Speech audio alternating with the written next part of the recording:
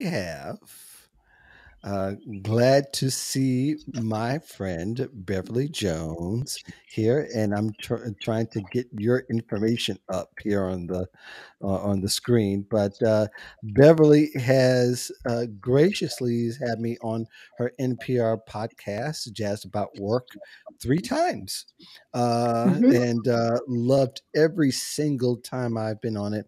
She has a great new book, Find Your Happy at Work: 50 Ways to Get Unstuck, Move Past Boredom, and Discover Fulfillment, coming out September 1st. Is that the correct date? That's right. It's getting close. I'm getting excited because it's been a long process on this one. You had to do this during the pandemic, right? I mean, you wrote a good part of it during the pandemic. I did. I did my proposal to the publisher and all of that Hmm. way back in early 2019, but these things kind of take a while, and so I had been working on it seriously for a month um, when the pandemic hit, Hmm. and it actually, in many ways, was a wonderful process because Hmm. um, it was, I think, most frightening at the beginning for many of us. We didn't know what was going to happen, and there was so much Hmm. uncertainty. But writing about how you can choose to be happy and how you can learn to be more comfortable with change, that was not a bad thing to be working on during the early days of the pandemic. I got to read lots of good stuff, and it was not a bad process. The thing is, I finished the book before the pandemic was even Hmm. close to being finished. So then the Okay. next thing was wondering what else is going to happen. But I think it all holds up. Oh, okay. All right. All right. Well, I think it's good history in some Mhm. sense, but in another sense too, I think is people are looking for happiness now. That's the relevant part of it. I think people are Mhm. looking something because people are not don't want to go back to being unhappy and having to endure a lot of the work dynamic that they're used to that they didn't like to begin with. So yeah, I think that this will help clear some of the clouds that are in people's minds, so to speak, and helping them to be more targeted and be more thoughtful and be much more intentional about where they want to work and who they want to work with. I think you're right that the COVID experience has made people think about how life is short and we only have one, and we don't want to defer happiness forever. Hmm. And that has made people even more aware that happiness isn't something that you reach at the end of work. Happiness is um, your life. It's happiness is how you get through every day and how you connect Hmm. with people. But the interesting thing is, aside from people becoming aware that they don't want to defer happiness, and it's not necessary to defer happiness. And in recent years, there's been a lot of research about the relationship between success and happiness. Hmm. When you and I were in school, Mark, people may have said, you know, if you work really hard and you'll be successful, and then one Yeah. day you can be happy. Well, Right. it turns out that it doesn't work like that. You know, No, research not at all. shows that happiness is um, a kind of a positive attitude Hmm. can be the foundation of success, and that when you're positive, you're more creative, you get along better with people, you're more flexible. So really having a positive attitude is a starting point of moving towards success. You don't have to wait until after you feel successful to give yourself the opportunity to enjoy life. Yeah, I'm going to come back to that point because there is something really important I think that's relevant to it. But I do want to talk a little bit about, you wrote a book, Think Like an Entrepreneur, Act Like a CEO. I believe that's the Mhm. title of it. Yep. Um, it- the and I know there's a fundamental difference between both the books that you've written, but this one is again, without you even knowing that it was going to be timely, because people are looking, being happy. Can people have both? The idea, I mean, well, part of the idea of being happy is being able to think like an entrepreneur, because you take a lot of ownership and you take a lot of control of your career that way.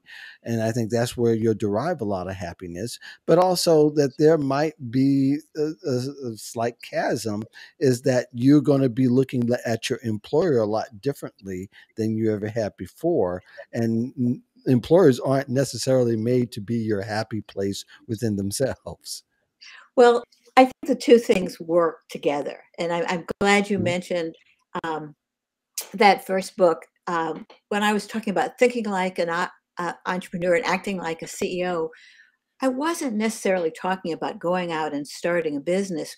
What I had noticed in my own career, and then Mhm. certainly after I started coaching and lots of other people's careers along the way, is Mhm. that it used to be that we'd have this idea that we would get a job and the job would take care of us.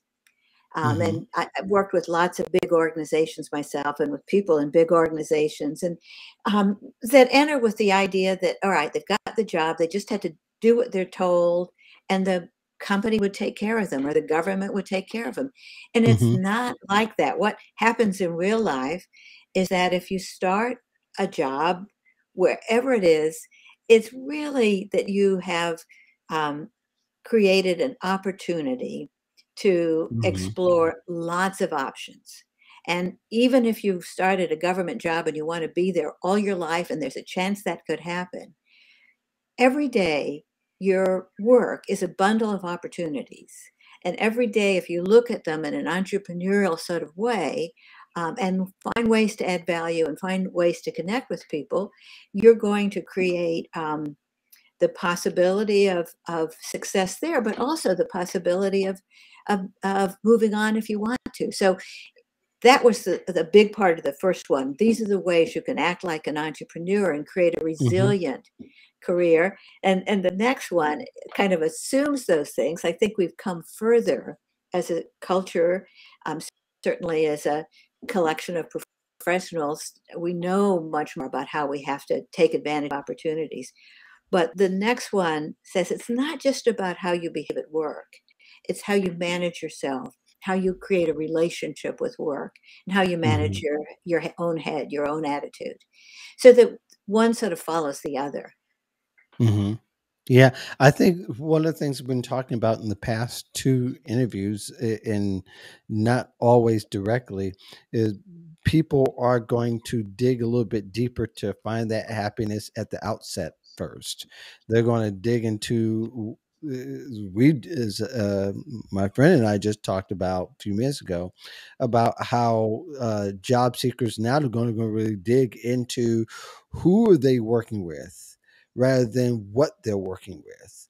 The who we're working with is going to matter a whole lot more, and the team that they work with is going to matter just as much as what they're working with and what they're working for, because that's who they're going to end up being and interacting with on a regular basis. And as if you're handling your career as you was an entrepreneur, strategic relationships are really key. And if you're going to be with somebody for the next couple of years, you're going to want to, you're going to have to be a lot more strategic about who you work with. Did that I make any sense? Yes, I absolutely agree with that, but with a caveat. Okay. Uh, First, we are recognizing, I think, through psychologist research and just the modern culture that um, human beings are born to be connected with other human beings. Hmm. Our ancient ancestors who were hunter gatherers couldn't survive by themselves. They had to be in groups. And so we Hmm. evolved to have the skills like noticing emotion and empathy and those kinds of things. We evolved to be able to connect with other people.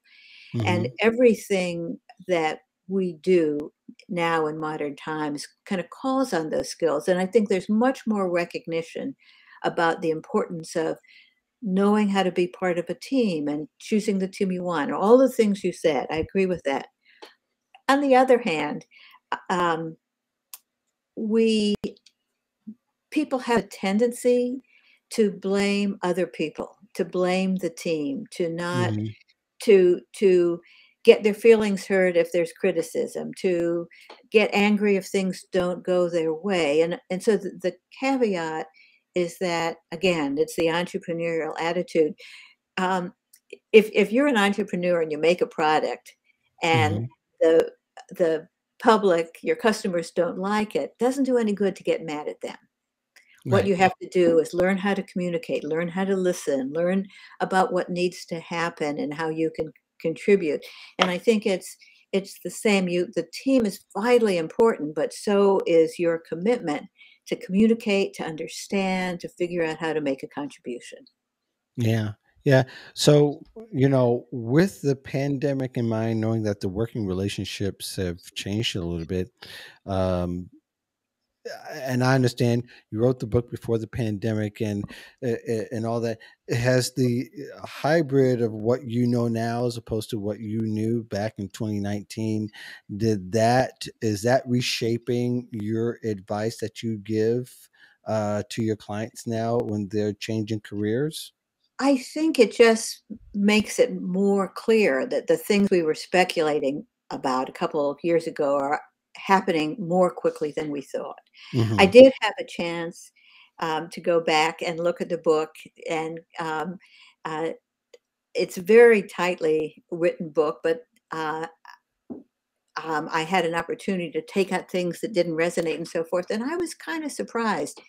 There may be language in there that talks about going to the office when people are thinking nobody's going to the office. I may have missed some things like that, Hmm. but I think the basic ideas are absolutely the same, that we want more agency over our career. We want to own our career. We want to operate our career so that it gives us maximum flexibility. So we have this huge network and we can make changes.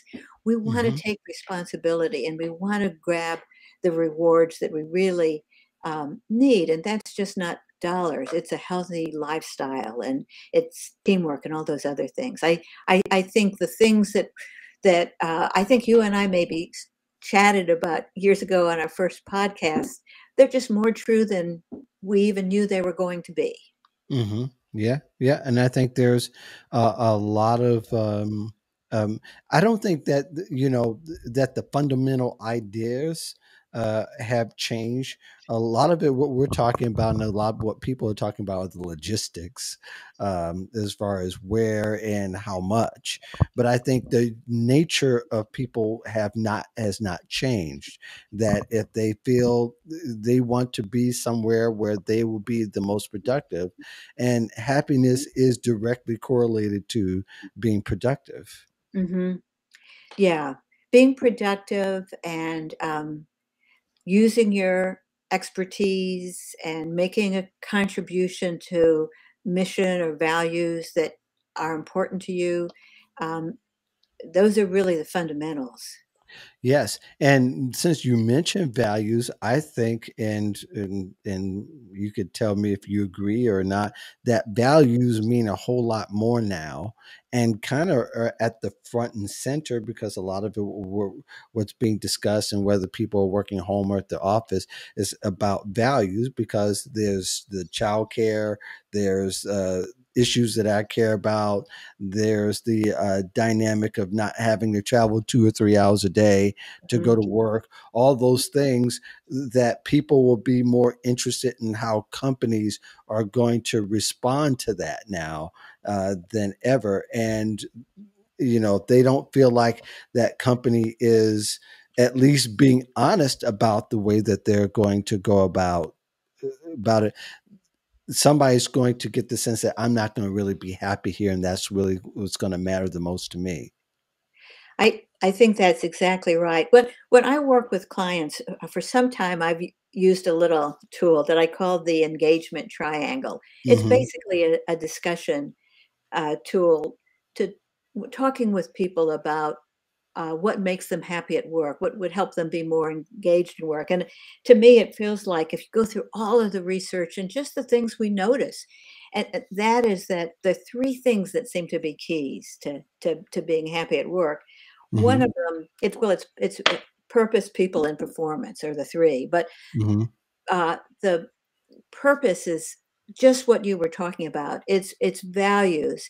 It's the things that matter to you. It's the reasons you're working, whether it's because you've always wanted to be a journalist or you want to send your kids to school, whatever it is, those values. And then what's the mission of the organization and how are these aligned?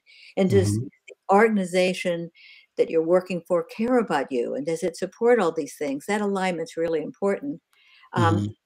Another one is the people, it's your team, but it's also the stakeholders, who's impacted by what you do, how are you going to connect with other people, all of the ways you connect with people. And then the finally performance you just alluded to, it's can you be productive? Can you use your expertise? Can you learn? Can you grow?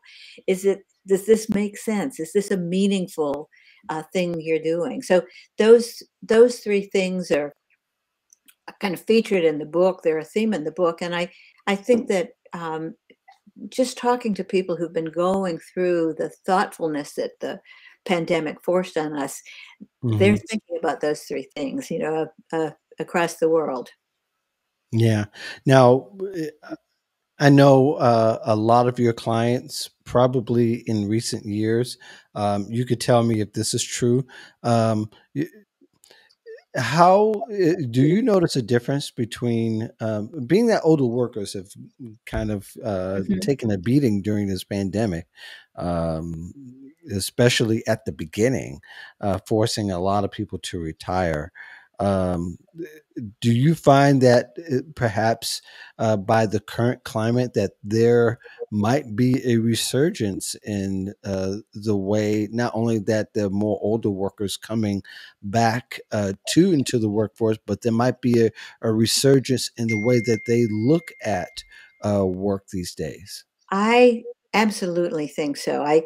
A year ago, a little more than a year ago, it felt very grim. I knew so many people who were forced into retirement or Hmm. who took a package that they didn't really want or who just Right. lost their jobs or who were just laid off. There were just so many people. But at the time, the older workers were the most in despair. Many of them, because of where they were in life, they had Hmm. kids who were going to college or whatever, um, were worried that they'd never get the same job again.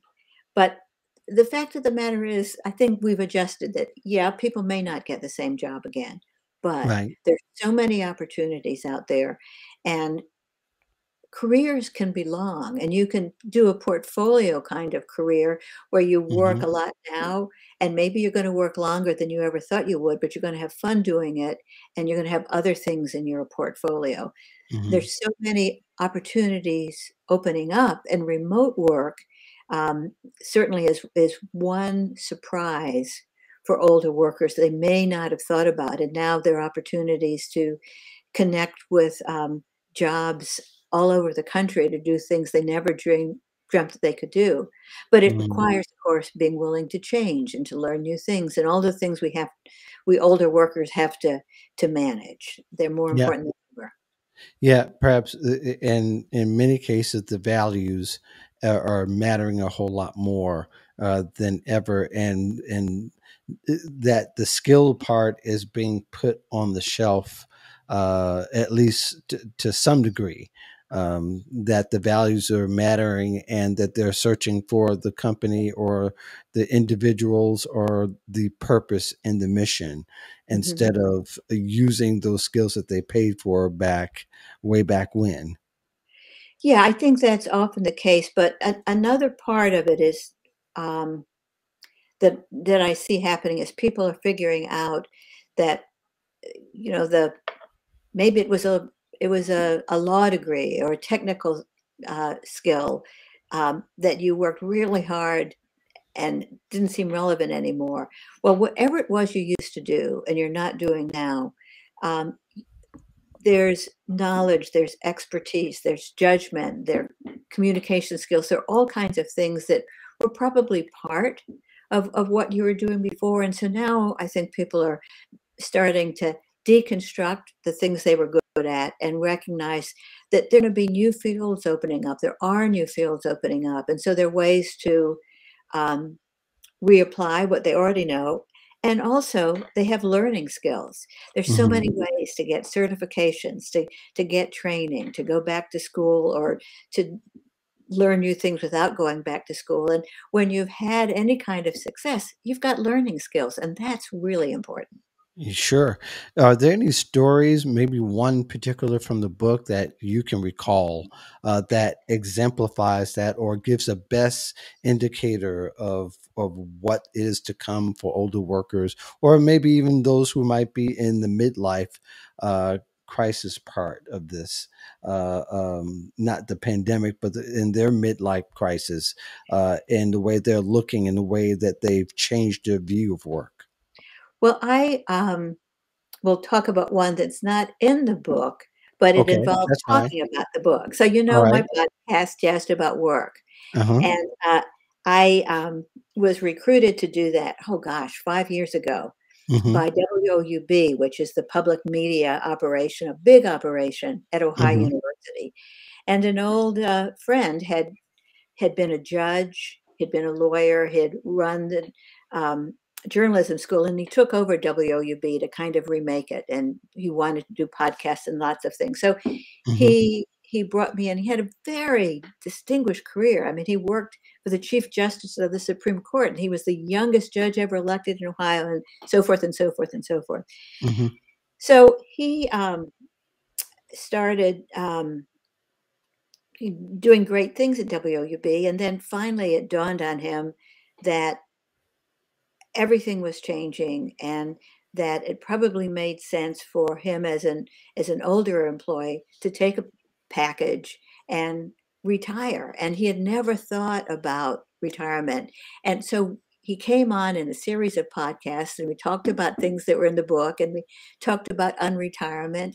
And Mhm. he ended up saying, you know what, now I'm excited. I suddenly realized there's so many things I can do. I'm going to start a company to do this. I'm going to pursue another interest over here. And he has kind of, through the pandemic, created a whole new career. He's doing virtual courses. He's teaching people about dealing with the media, Mhm. people who are spread around the country because he can do that now. He's teaching about media innovation. He's doing different kinds Mhm. of podcast and recording, and we kind of talked about it in the series of podcasts in which he explained that he felt very anxious. He felt sad about leaving, and now he's doing so many interesting things, Mhm. and he's in his 70s, and he's in a new world now, and he's having a wonderful time.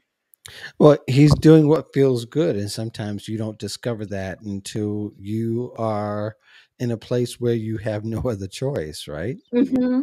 Yeah, yeah, and I think sometimes we get hooked on the, oh, I don't know, the sense of being experts and our rank, and that sense of security. And when the sense of security is pulled away, it's very frightening, but we lose a whole lot of baggage at the same time, and it can feel quite liberating to start over. Mhm. Yeah, yeah. I think in our generation, um, we were orientated to um, emphasize obligation rather than mission, values, what feels good, what makes me happy. And those are things that we got to create. They just don't happen. In your case, and your station manager's case, and in my case, we're creating things that make us happy, and they don't come along by themselves. That everybody's going to have to create a kind of a portfolio career, whether they like it or not. Mhm. Maybe not in their 20s and 30s, but when it gets to the 40s and 50s, the workplace looks at you different. Your employer looks at you different.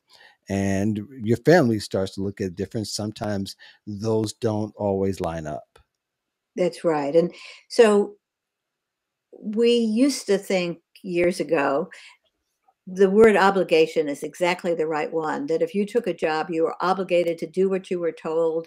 You, we were very good about coming in on time and sticking to the letter.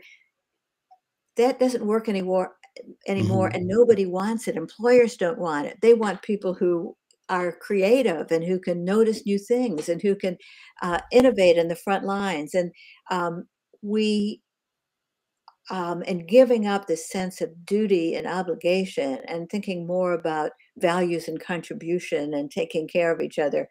I think everybody is going to benefit from much more productive and fast moving organizations. Yeah, yeah. If there's one takeaway for people who are reading, or if there's one or two takeaways, what seems to be uh, the most resonant to you right now? One takeaway that I really absolutely believe in, that if you're in a career crisis or you're just plain stuck and bored, the go-to thing is always learn something new.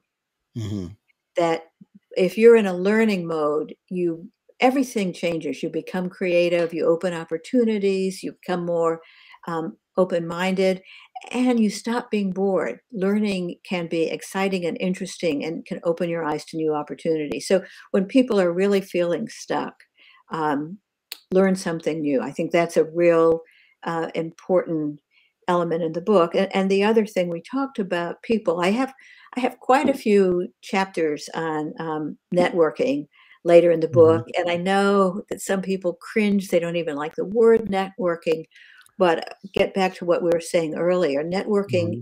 is about um, connecting with other people and understanding and engaging. And if you are widely connected, particularly with a diverse group of people, it doesn't mean you have to spend all of your time with them, but being Right. open to acquaintances with a wide variety of people and being aware of them, you just have so much more rich opportunity. So it is always a starting place when people want to make a change is to kind of think about how they're connecting with others. Sure, and I think the conversations you have in those times are the most enlightening and better intel than any book or course that you could possibly take. Especially if you have a passion for it and you're able to talk ad nauseum about it. I think that's where passion is good. Passion doesn't lead you to the water, though necessarily. Right. So, but it does at least gets your energy to the point to where you are able to increase the amount of that you're able to see if you're able to adapt and to the new environment and the new information and how it will apply to you.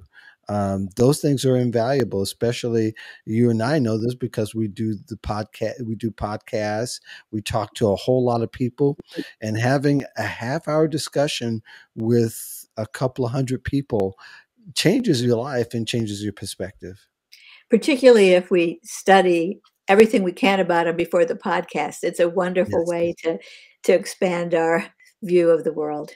Yes, yes, and you know, your book, I'm sure, is going to make a major difference in a lot of people's lives.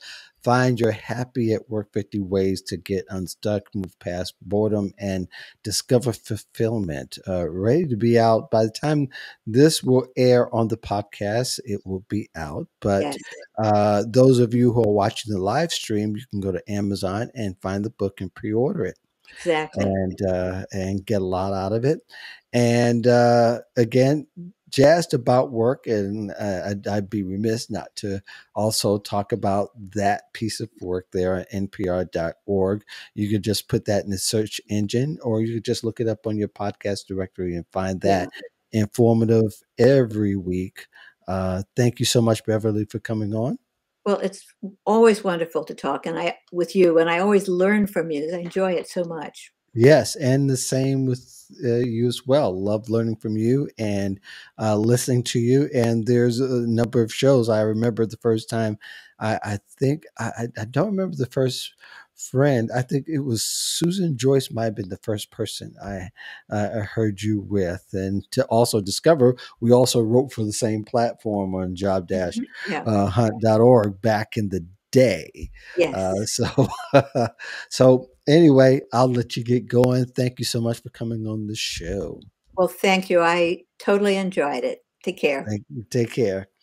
And thank the rest of you for joining me for this hour and a half and 90 minutes. August 18th, I'll be back with three other guests. Right now, Mark Babbitt is one of them, in case you're interested. Now I'll make a formal announcement about that. And I've got a couple of other folks that are going to be on it. Sharon Smith Ekinsea is going to be on it. And if you kept up with me, you'll know about her. And there's one other person I'm missing that I can't think of the name. I don't want to leave without mentioning that person.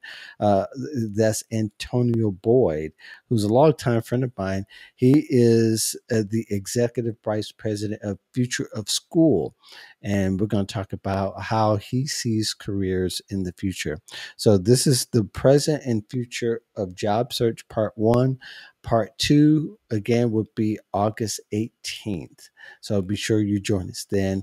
In the meantime, peace in the valley of love. I will see you next. I'll see you on Friday for the Modern Job Search Checklist, which will be on this channel, 1 p.m. Eastern. You all take care.